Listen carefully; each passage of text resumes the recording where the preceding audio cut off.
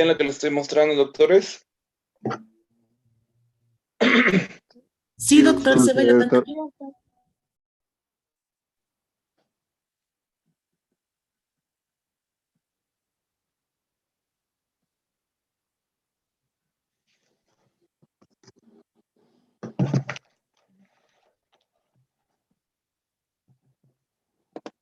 Nuevamente, por favor, confirmen si ven lo que les estoy mostrando.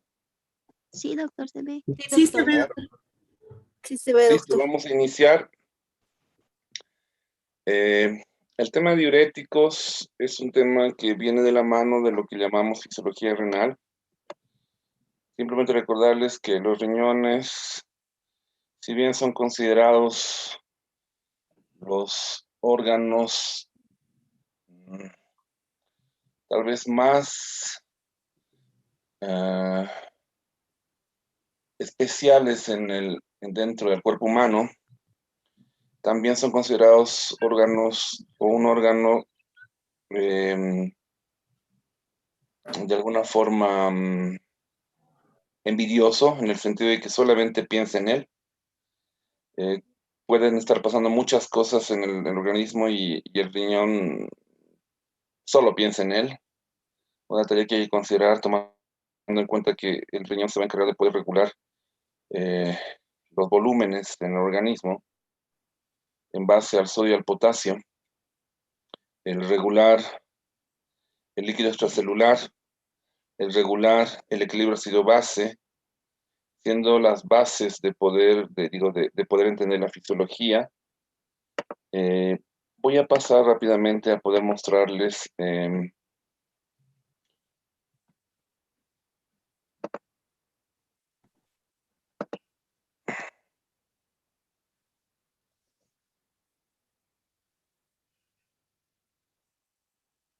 lo que concierne al túbulo contorneado proximal, asa de Henle, túbulo distal y túbulo colector.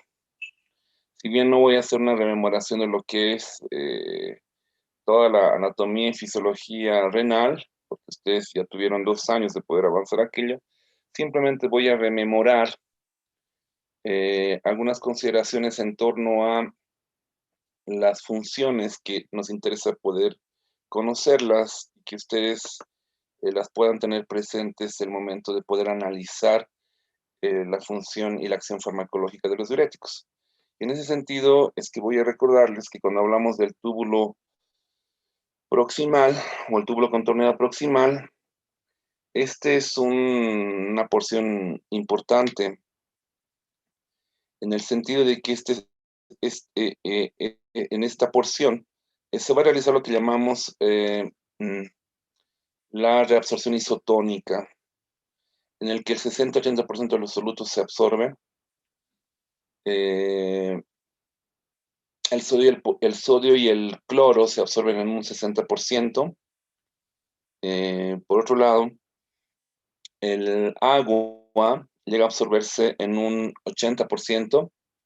La glucosa, los aminoácidos, los fosfatos llegan a absorberse en un 100%.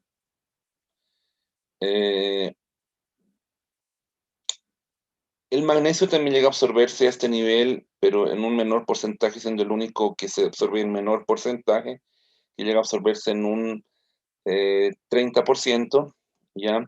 Y es por eso que el magnesio se absorbe en menor porcentaje al lado del potasio y el calcio, que llega a absorberse en otro menor porcentaje, que sería un 60%. Si vamos a ver las funciones del asa de Henle en el tema de la absorción o resorción, el asa de Henle es considerada en la parte renal y dentro de sus funciones una porción en la que se la considera altamente permeable al agua. Y es aquí donde se puede decir de que es también permeable a cierto tipo de solutos. Sin embargo, al lado del túbulo contorneado proximal, si ustedes observan, la reabsorción o resorción es mínima. Y desde esa lógica es que cuando vemos el túbulo o si esta es la porción descendente, cuando vemos la porción ascendente, es que es diferente al lado de la porción descendente. Si la porción descendente era permeable al agua, la porción ascendente va a ser impermeable a la misma y impermeable a cierto tipo de solutos. Está claro también que a este nivel es que se puede decir que se aumenta la molaridad del intersticio y a la par se puede decir que la orina se diluye, siendo que si bien en este trayecto aumentaba la osmolaridad, en este trayecto va a volver a disminuir, fíjense, la osmolaridad. Y es aquí donde, si bien se le denomina también porción diluyente de la orina, tomando en cuenta que ha disminuido la osmolaridad, es que también se reabsorben, por ejemplo, el sodio y el potasio en un 25 a 30%, el calcio y el calcio en un 10% y el magnesio en un 30%. Y bueno, y cuando llegamos se diría, al túbulo contorneado distal, igual que la porción ascendente, se la considera eh,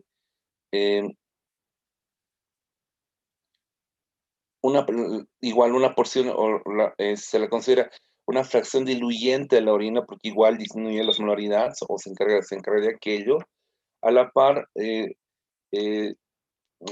puede decir que se absorbe igual el sodio, el cloro, el calcio y el magnesio en, en menor porcentaje. Sin embargo, se sigue reabsorbiendo el sodio y el calcio, completando lo que anteriormente se habría iniciado a nivel del túbulo contorneado proximal. A la par, en lo relacionado con el túbulo colector tiene dos porciones, su porción cortical y su porción medular. Y ya lo que hay que dejar claro es de que a nivel del túbulo contorneado proximal actúa la acetazolamida, los inhibidores de la anidrasa. A nivel del asa de Henle actúan los diuréticos de asa o del asa, la furosemida. A nivel del túbulo distal o contorneado distal actúan las tiazidas. Lo que estoy mencionando, doctores, va a ser pregunta de parcial, es clásica pregunta de parcial y es que ustedes tienen que saberlo siempre. Entendiendo la fisiología, pueden entender fácilmente la farmacología. Y desde esa lógica es que a nivel del túbulo contorneado, digo, el del túbulo colector, el tubo colector se considera una porción dependiente hormonal, porque depende de dos hormonas, la hormona antidiurética y la aldosterona. En el caso de la hormona antidiurética es la que se va a encargar de poder diluir o concentrar la orina en función a la presencia o en función a la activación de las acuaporinas, en este caso la acuaporina tipo 2.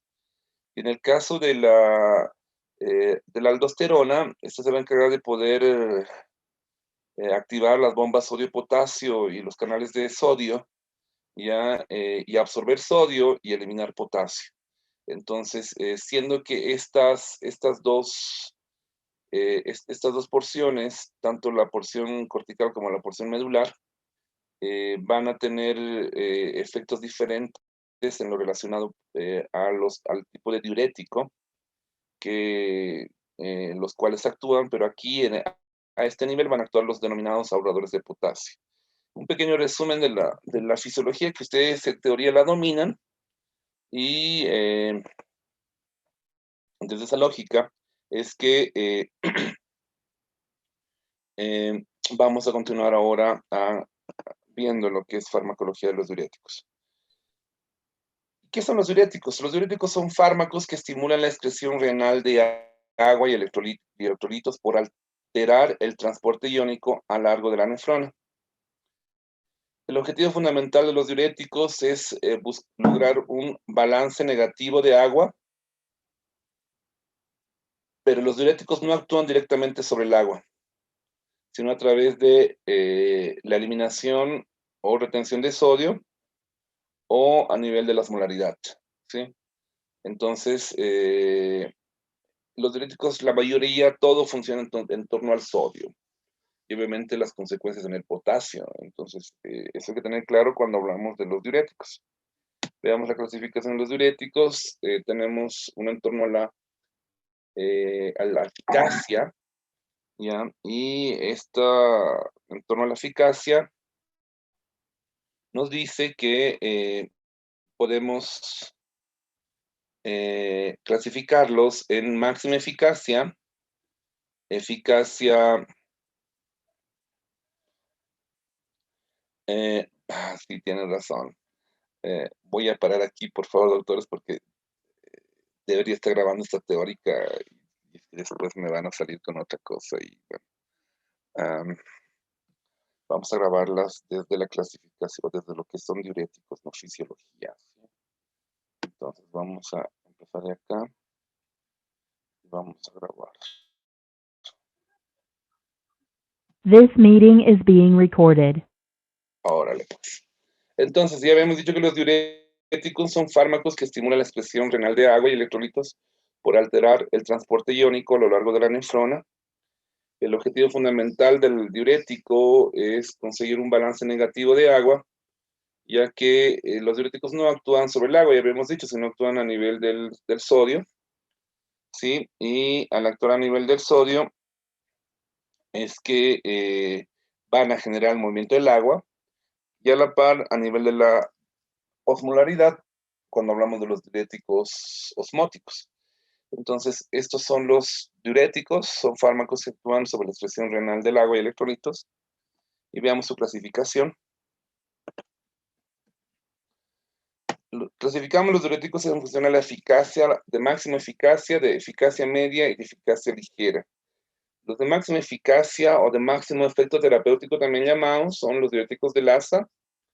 Los de eficacia media son aquellos que actúan sobre el segmento diluyente cortical, la porción gruesa de Lassa de Henle y el primer segmento del túbulo contorneado distal, ¿ya? Y los de eficacia ligera son aquellos denominados de sitio variable, en los que tenemos los ahorradores de potasio, que actúan al final del túbulo contorneado distal, los inhibidores de la hidrasa carbónica o los diuréticos osmóticos.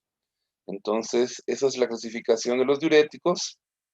Veamos ahora los diuréticos, bueno, en función a la eficacia y a la absorción, perdón, y a la eliminación del sodio, porque obviamente los diuréticos buscan aquello.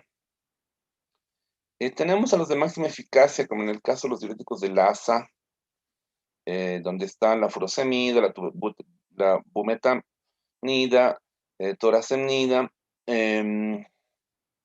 Estos se van a encargar de eliminar más del 15% del sodio filtrado.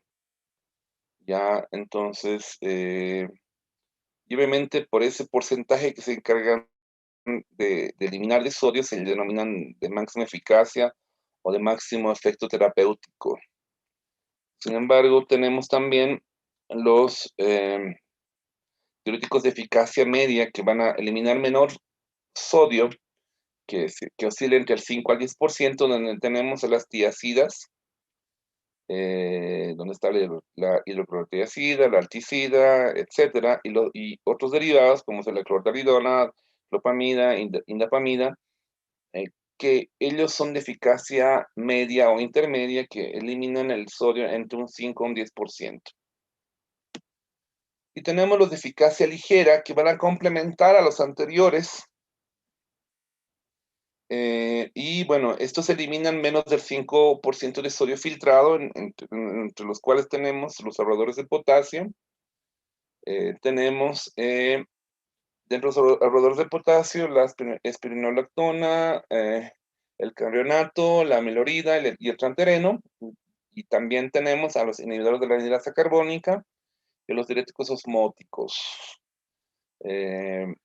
Estos son los que eliminan menos del 5% del sodio filtrado. Entonces, esto funciona la eliminación de sodio. Por eso les decía, todos los diuréticos trabajan en función al sodio.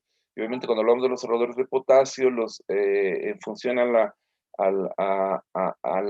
al evitar la eliminación del sodio o a disminuir la eliminación del sodio, se van a encargar de poder generar la retención de potasio, que lo vamos a ver en un momento. Vayamos ahora a ver los inhibidores de la anhidrasa carbónica. Los inhibidores de la anhidrasa carbónica son diuréticos que se van a encargar de actuar a nivel de la inhibición de lo que es la anhidrasa carbónica a nivel del túbulo contorneado proximal. Van a provocar una mayor eliminación de sodio y de bicarbonato, una mayor eliminación también de sodio, o cloruro de sodio, sodio y cloro, ya que se absorbe a nivel del asa de Henle, y por eso los consideramos de eficacia ligera, y se encarga de producir una orina alcalina. No olviden que los inhibidores de la anhidrasa carbónica, como en el caso de la cetazolamida, actúan a nivel del túbulo contorneado proximal, ¿sí? Y obviamente al actuar a nivel de la anhidrasa carbónica producen aquello. ¿Y qué es la anhidrasa carbónica? La anhidrasa carbónica está presente en muchos lugares, a nivel del citoplasma de la membrana luminal, a nivel de la membrana vasolateral, en los glóbulos rojos. El lugar predominante de la anhidrasa carbónica es el túbulo proximal, donde se encarga de catalizar reacciones de hidratación y deshidratación en función al movimiento del CO2, que involucran la reabsorción de bicarbonato. Dado que la anhidrasa carbónica está presente en numerosos tejidos extrarrenales como el ojo, la mucosa gástrica, páncreas y el sistema nervioso central y glóbulos rojos, los inhibidores de la anhidrasa carbónica se encargan de poder reducir la tasa de formación de humor acuoso y por consecuencia va a reducir la presión intraocular. Y en un momento por eso vamos a ver las indicaciones correspondientes. Entonces, en esto, veamos un poco de la farmacocinética de la acetazolamida, que es el representante máximo de los inhibidores de la anhidrasa carbónica. Se va a absorber en el aparato gastrointestinal más del 90%, según las proteínas plasmáticas en ese porcentaje. Las concentraciones más altas se encuentran en tejidos que tienen grandes cantidades de anhidrasa carbónica, como ya lo habíamos descrito hace un momento. Sus efectos renales son a los 20 a 30 minutos y su efecto máximo llega hasta las 2 horas. No es metabolizada, es excretada por filtración glomerular. La semivida es de 5 horas y la extracción renal es completada a las 24 horas. Y en esto, veamos las reacciones adversas.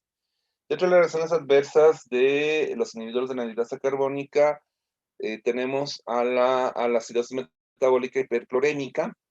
Hay un error ahí, la fosfaturia e hipercalciuria con predicción de cálculos renales, la hipopotasemia, y bueno, las reacciones de hipersensibilidad.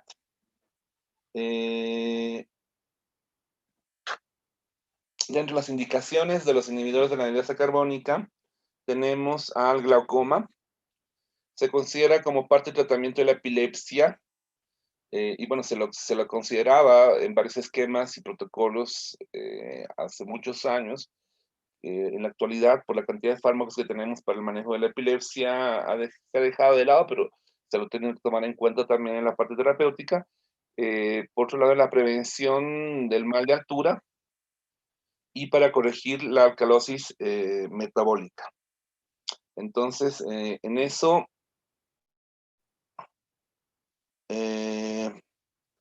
estas son las indicaciones relacionadas con los inhibidores de la anhidrasa carbónica.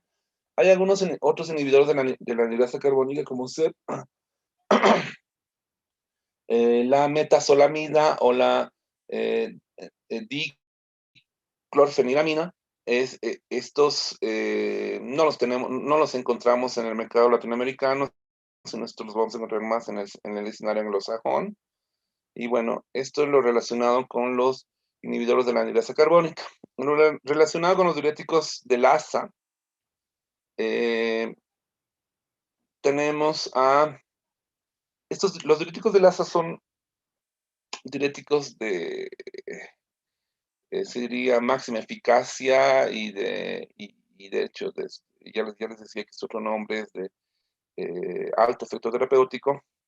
Dentro de estos tenemos a la furosemida, a la bumetanida, a la piretanida, a la toracenida, al ácido betaclínico, a la etosolnina, de los cuales el más usado es la furosemida y la toracenida. La mayoría del resto de los diuréticos no los van a encontrar normalmente en un mercado común y corriente. En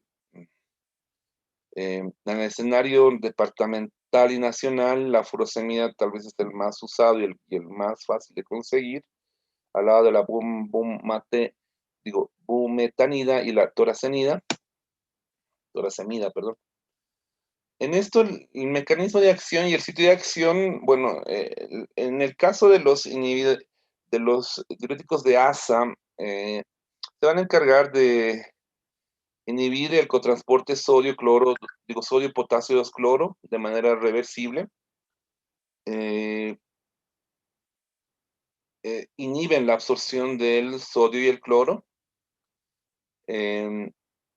El acceso de este diurético se produce por secreción tubular, llegando a concentraciones mayores que en plasma. Se va a encargar de actuar a nivel de el asa de Henle en la porción ascendente. Y de hecho, dentro de sus acciones farmacológicas, a nivel de los electrolitos, se va a encargar de aumentar la excreción urinaria de sodio, cloro y potasio. Inhiben la resorción o reabsorción o la absorción de calcio y magnesio en la porción ascendente de la asa de Henle. Y en el detalle de la estimulación de la diuresis, al inhibirse la reabsorción del sodio y del cloro, disminuye la osmolaridad de la médula y se absorbe menos agua. Es por eso que nos referíamos que el movimiento del agua va a estar en función a la reabsorción del sodio. Dentro de las indicaciones, los diuréticos de ASA son fármacos muy usados en el escenario intrahospitalario y en el escenario ambulatorio ahora recién se está usando igual bastante, aunque muchas veces sin criterio médico. Sin embargo, dentro de las indicaciones terapéuticas tenemos el edema pulmonar agudo, ¿sí? Por un lado, el edema pulmonar agudo y el edema agudo de pulmón de altura son ambas son indicaciones. El edema pulmonar agudo como mal de montaña para personas que realizan alpinismo a nivel del mar, pero también para personas que llegan a la altura y generan edema agudo de pulmón de altura, son indicaciones. La insuficiencia cardíaca congestiva crónica es una indicación también de los diuréticos de ASA. En el caso del manejo de los cuadros de hipertensión, a ver, se considera un grupo de fármacos coadyuvantes en las denominadas emergencias y urgencias hipertensivas, cuando tenemos que ayudar a algún antihipertensivo como los YECA o los ARA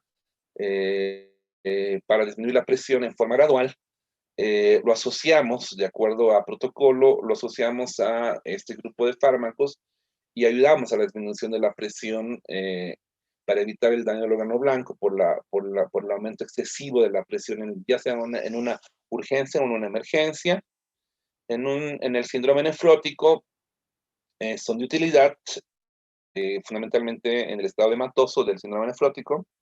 En el caso de la hipercalcemia, se considera una indicación de los diuréticos de ASA, y las enfermedades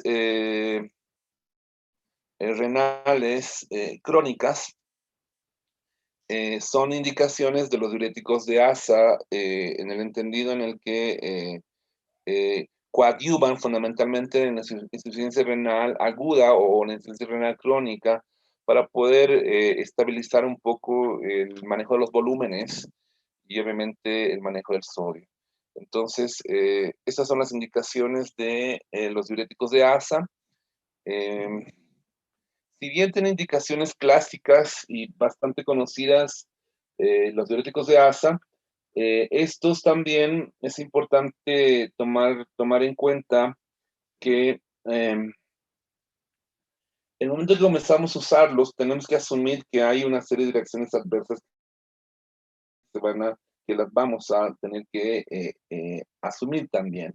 Sin embargo, estas reacciones adversas van a estar en función igual al movimiento del sodio y del cloro o del cloruro de sodio, y el agua, y obviamente en función a este movimiento y al movimiento del agua, en función a sus acciones sobre la nefrona, lo que prácticamente nos da una serie de consecuencias que van a ser prácticamente predecibles, en el sentido de que,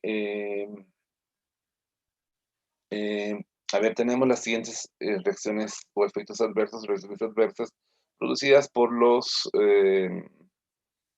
diuréticos de ASA. Tenemos a la autotoxicidad. La autotoxicidad fundamentalmente la vamos a ver cuando vamos a usar dosis altas de diuréticos de ASA, hablando de la furosemida. Es que cuando llega el paciente, un ejemplo, una insuficiencia renal, le metemos por unas 10 ampollas de furosemida para buscar respuesta, y en eso, obviamente, la autotoxicidad se considera una reacción adversa reversible, pero también puede estar asociada al uso de ciertos antibióticos como ser los aminoglucósidos. Esto se debe fundamentalmente a la modificación del voltaje de la endolinfa por el bloqueo del cotransporte sodio-potasio, y obviamente se tiene que tener cuidado si estás usando diuréticos de ASA y hay la posibilidad de ototoxicidad, evitar el uso de aminoglucósidos, que lo único que harían sería dañar mucho más. Entonces, teniendo presente esta situación, otra reacción adversa importante es la hipocaliemia o también hipopotasemia, ¿sí? En esto, la hipopotasemia normalmente está asociada a la hipocloremia. Se pueden prevenir usando otro tipo de diuréticos como los ahorradores de potasio. Es por eso que dentro de las indicaciones de los ahorradores de potasio está el poder coadyuvar a otros diuréticos, y entre los cuales tenemos los diuréticos de ASA. Sin embargo, esas conductas en los últimos tiempos se han venido a modificar porque cada vez usamos menos ahorradores de potasio, en el sentido de que dosificamos mejor los diuréticos de ASA. En ese sentido también es importante tomar en cuenta de tener cuidado con la presencia o el uso de digitálicos. Hablamos en este caso de la digoxina, lo que aumentaría el riesgo de las arritmias por la hipopotasemia o hipocaliemia, ya producida por los diuréticos. Entonces, obviamente, ser cuidadosos con aquello es importante. No olviden la hipocloremia de la mano de la hipopotasemia, que normalmente viene asociado por el tipo de bomba en la cual actúan, no olvidemos que los diuréticos de ASA van a inhibir el transportador sodio, potasio, 2-cloro. Entonces, por si hay una hipopotasemia, va a haber una hipocloremia. En ese sentido, la hiperuricemia es también un efecto adverso importante.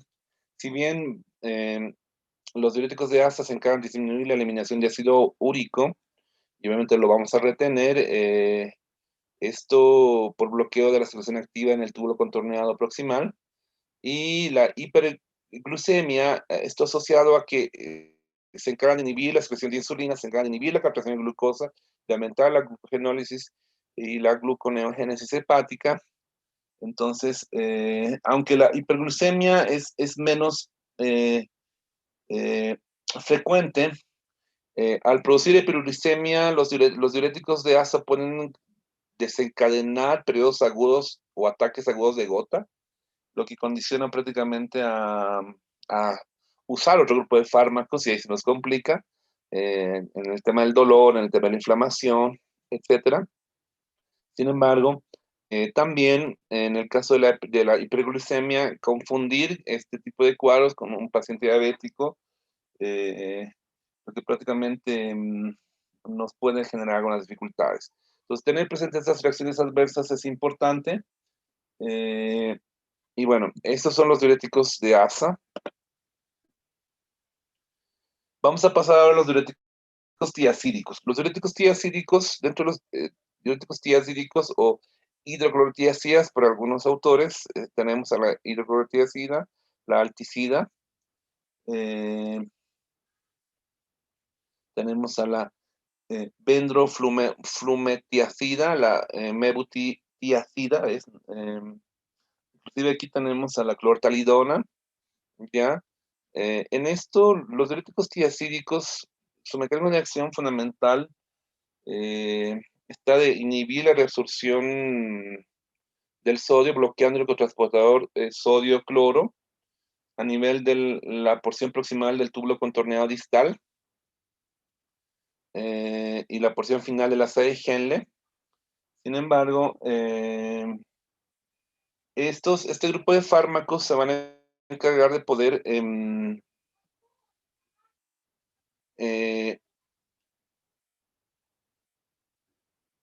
competir por el sitio de unión para el cloro. Entonces, lo que prácticamente nos muestra que no van a modificar las molalidades de la médula. A la par, este grupo de fármacos se ha visto de que pueden, bueno, tienen capacidad también de inhibir la anhidrasa carbónica, por lo que el sodio no se intercambiaría con el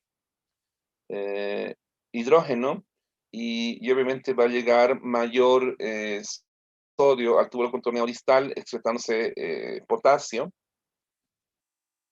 En el caso de los diuréticos tiacídicos, hay que puntualizar las acciones farmacológicas desde lo siguiente. Se van a encargar de aumentar la excreción de sodio y cloro, lo que prácticamente condiciona la disminución de la reabsorción del sodio y el cloro, produciendo una orina hiperosmolar. Aumenta la excreción del potasio. La mayor cantidad de sodio que llega al túbulo contorneado distal estimula el intercambio de sodio-potasio. Y bueno, se va a encargar de disminuir la excreción renal de calcio. Y en un momento van a ver, por eso que algunas indicaciones muy particulares a las tiacidas, lo que condiciona un aumento de la absorción de calcio en el túbulo contorneado distal y obviamente se usan en el caso de hipercalciuria. Dentro de las indicaciones tenemos, las tiacidas son diuréticos de elección en la hipertensión arterial, ¿sí? Asociamos la hidroclorotiacida, podemos asociarlo a yecas, como es el losartán, o digo, aras como el losartán, o yecas como el enalapril, para buscar el controlar la hipertensión arterial dependiendo de las condiciones del paciente y las necesidades del paciente. O sea, el octavo consenso y el séptimo consenso de manejo de la hipertensión nos muestran de que podemos hacerlo y de que hay estudios que han mostrado de que el asociar la hidrotiacida a yecas o aras muestran mejores resultados que solo usar un yeca o que solo usar aras en el manejo de la hipertensión arterial, fundamentalmente con la disminución del riesgo cardiovascular. Entonces, eso en el manejo de la hipertensión, si bien podemos usar las tiacidas en el manejo del edema, en la insuficiencia cardíaca congestiva crónica, también nos pueden ayudar a disminuir el edema en hepatopatías o en patología hepática cuando hablamos de la cirrosis hepática. Entonces, en esto nos ayuda la hidroclorotiazida o, no sé, las tiazidas. También nos ayudan en patología renal, en el denominado síndrome nefrótico, donde hay un edema de origen renal. Nos pueden ayudar con muy buenos resultados.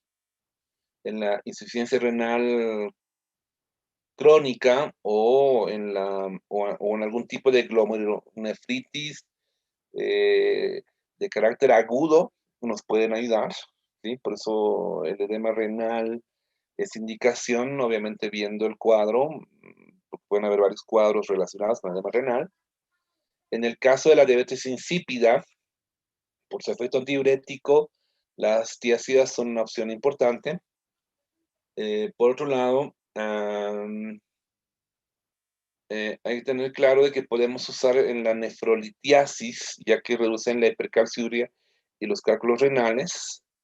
Y por este detalle de retener, habíamos dejado claro lo siguiente, a ver, mostrarlo.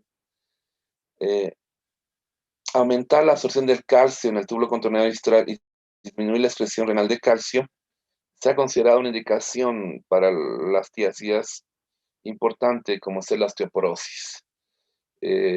Aunque hay estudios aún que se están haciendo para ver si tiene buenos efectos, hay estudios que han demostrado que tiene un efecto relativo en la osteoporosis. Entonces, en eso se la considera como indicación. En eso tenemos estas indicaciones para lo que es las tiazidas.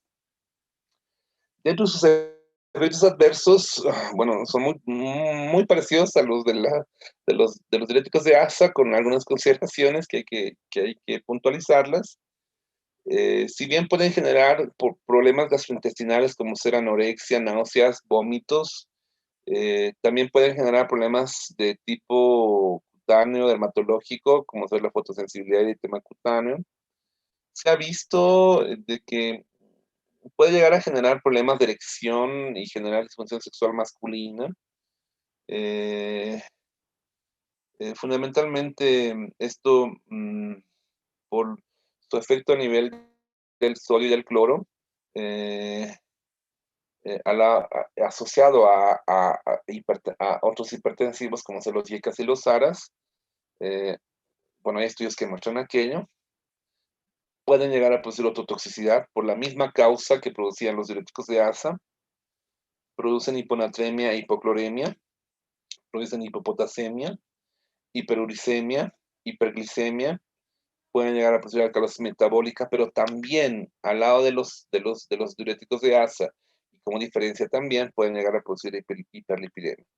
Entonces, estas son las reacciones adversas en lo relacionado con los diuréticos tiazídicos. Es importante considerar que si tenemos una hipercalcemia, puede también haber una hipomagnesemia asociado al uso de los diuréticos de ASA. Y bueno, estos son los efectos adversos de los diuréticos tiazídicos. Ahora vamos a pasar a los diuréticos ahorradores de potasio.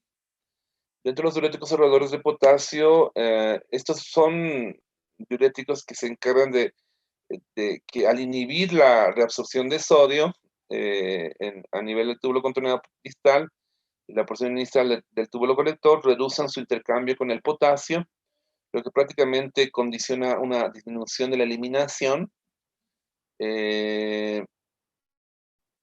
La acción diurética de los ahorradores de potasio es escasa.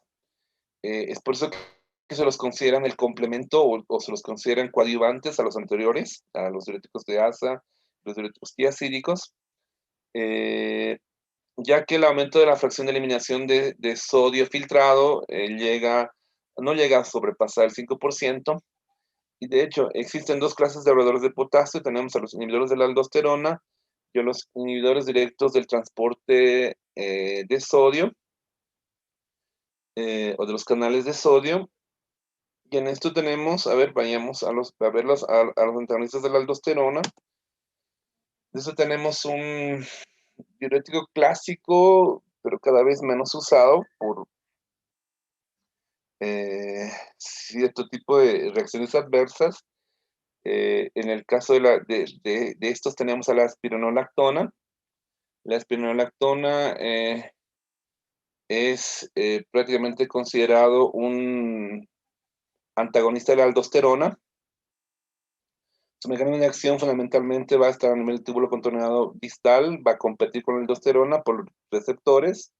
Se producen proteínas que estimulan la absorción de sodio y excreción de potasio e hidrógeno, y bueno, lo que va a hacer, lo que van a hacer va a ser impedir que la aldosterona promueva la síntesis de estas proteínas necesarias para facilitar la reabsorción de sodio, y todo gira en torno a la reabsorción de sodio. Entonces, en esto,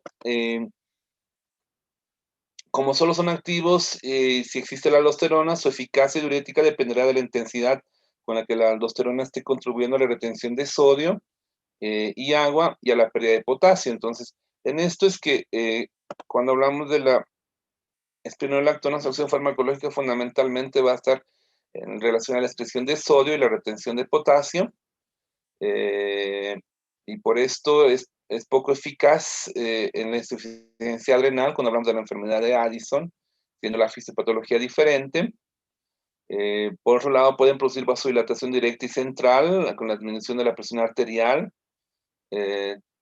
y puede llegar a tener una acción antiandrogénica. Dentro de las indicaciones terapéuticas, ya lo decíamos, los absorbedores de potasio se los usa para complementar la acción de los otros diuréticos por su eficacia ligera a nivel de la eliminación del sodio. El tratamiento de edemas refractarios a otros tratamientos nos permiten el poder entender el efecto del sodio y el potasio cuando buscamos que se pueda ahorrar potasio, pero también dentro de las indicaciones terapéuticas tenemos la hipertensión arterial como complemento a los YECAS y a los ARAS, y también tenemos el hiperaldosteronismo primario y la insuficiencia cardíaca congestiva crónica. Entonces, esas son las indicaciones de los antagonistas de los receptores de la aldosterona. Dentro de los efectos adversos está contraindicada en hipercalcemia porque aumenta más los niveles de potasio. Puede llegar a producir acidosis metabólica y puede provocar los denominados efectos androgénicos y trastornos del ciclo estral. Puede producir ginecomastia, impotencia, alteraciones menstruales, y esto es por eso que también por la retención de potasio, normalmente este grupo de fármacos son contraindicados en pacientes con insuficiencia renal aguda, razón por la cual hay que tenerlo presente en el caso de sus efectos adversos como contraindicación. Y si vemos los inhibidores del transporte de sodio, o los que actúan a nivel de los canales de sodio, tenemos el altriamtereno y la amilorida. Dentro de estos mecanismos de acción, estos se van a encargar fundamentalmente de poder actuar a nivel del túbulo contorneado distal y el comienzo del colector, actuando fundamentalmente en lo que es el bloqueo de los canales de sodio a nivel de lo que es la membrana luminal, ¿sí? Disminuyendo la reabsorción de sodio y disminuye paralelamente la secreción y eliminación de potasio. Se ha visto de que dentro de las reacciones adversas de la minoría del trantereno tenemos la hipercalemia, ¿ya? O la hiperpotasemia, lo que nuevamente, igual que los anteriores, nos hace que, o nos dice que van a estar contraindicados en pacientes con insuficiencia renal aguda. Dentro de las indicaciones de los bloqueantes de los canales de sodio, van a potenciar la acción natriurética y antihipertensiva de otros diuréticos, como los de asa y los tiazídicos. Se pueden asociar con diuréticos de asa y diuréticos tiazídicos, fundamentalmente porque se van a encargar de disminuir la pérdida o la eliminación de potasio. Entonces, esto es en relación a los diuréticos ahorradores de potasio. Y en la parte final tenemos los denominados diuréticos osmóticos. Los diuréticos osmóticos son diuréticos diferentes en el sentido de que estos son filtrados en el glomérulo y ejercen su acción osmótica dentro del túbulo renal, lo que limita la reabsorción pasiva tubular de agua, y esta reabsorción se produce por un gradiente osmótico a través de las células tubulares que es creado por el transporte activo de sodio a través de la membrana. Los diuréticos osmóticos, como normalmente se van a encargar de poder, tienen indicaciones particulares, como en este caso, cuando hablamos del exterior e interior de la neurona, en el caso del edema cerebral, pero veamos un poco de la farmacocinética de los diuréticos osmóticos. En el caso del manitol, el manitol es administrado por vía endovenosa y es secretada por filtración glomerular. Y aproximadamente el 90% aparece en la orina. En las 24 horas, menos del 10% se reabsorbe en los túbulos renales, y en cantidad similar en el hígado. Su semivida plasmática es de 15 a 20 minutos. Si bien los diuréticos osmóticos van a actuar a nivel del túbulo proximal y el asa de Henle, estos prácticamente constituyen se constituyen en un grupo particular de diuréticos, en el sentido de que se encargan de poder extraer el agua de los compartimentos intracelulares y expandir el volumen intracelular. Entonces, y en eso la isosorbida y el glicerol se administran por vía oral para reducir la presión intraocular previa a una intervención quirúrgica. Dentro de las indicaciones, estas están indicadas en aumentar la excreción de agua en relación con la del sodio, efecto que es útil cuando la hemodinámica renal está comprometida o cuando la retención de sodio limita la respuesta de los diuréticos convencionales. Eso es por un lado. Por otro lado, nos ayuda a poder controlar la presión intraocular durante los ataques agudos de glaucoma. Y bueno, se ha visto también que podemos usarlo en el edema cerebral, en un postquirúrgico, neurocirugía, pero también se puede usar como profilaxis del daño renal. Ya habíamos dicho que se puede usar para aumentar la excreción del agua en relación con el sodio. Habíamos dicho también que controla la presión intraocular durante los ataques agudos de glaucoma, y la reducción de la presión intracraneal puede ser en un postquirúrgico y también puede ser se puede usar en un edema cerebral que no tenga ningún tipo de intervención quirúrgica. Dentro de las reacciones adversas tenemos la hiponatremia, el edema pulmonar en pacientes con insuficiencia cardíaca, la cefalea, náuseas, vómitos, y no vamos a usar en pacientes con anuria o en pacientes con alteraciones hepáticas. Eso es lo relacionado con los diuréticos, estimados doctores. Si bien los diuréticos son fármacos con carácter casi totalmente intrahospitalario, en los últimos tiempos se han visto o se ven su uso con carácter ambulatorio. Razón por la cual es que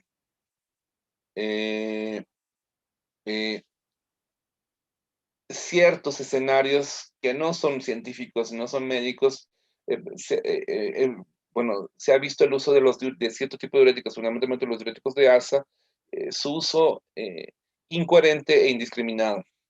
Por ahí algún paciente dice: no, estoy reteniendo líquidos, dame un diurético. Eso no puede pasar porque los diuréticos tienen indicaciones, ¿sí? No porque el paciente crea que está reteniendo líquido, o tú creas que el paciente está reteniendo líquido, tú le puedas dar directamente un diurético tomando en cuenta las indicaciones, las reacciones adversas y el efecto farmacológico que tiene cada diurético. Yo remarco esta consideración porque por ahí veo que las farmacias agarran y dan nomás diuréticos para tomar vía oral o diuréticos para pincharse, y eso no corresponde, no se usan así los diuréticos. En ese sentido, simplemente remarcar esta situación. No sé si hasta aquí hay alguna pregunta.